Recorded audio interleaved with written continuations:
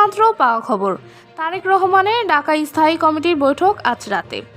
বিএনপির ভারপ্রাপ্ত চেয়ারম্যান তারেক রহমান আজ রাত 8:30টায় দলের স্থায়ী কমিটির বৈঠক আহ্বান করেছেন।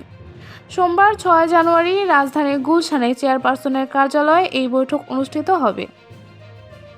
বিএনপি মিডিয়া সেলের সদস্য সাইরুল কবির খান জানিয়েছেন, তারেক রহমান ভার্চুয়ালি বৈঠকে যোগ দেবেন।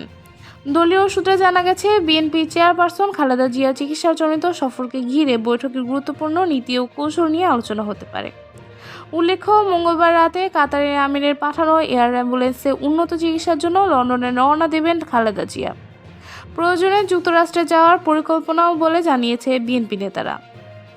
এই বৈঠক দলের আগামী পরিকল্পনা নির্ধারণে গুরুত্বপূর্ণ ভূমিকা রাখবে বলে আশা করা হচ্ছে। এই ছিল আজকের আপডেট। নতুন আরও আপডেট পেতে আমাদের সঙ্গেই থাকুন। ধন্যবাদ।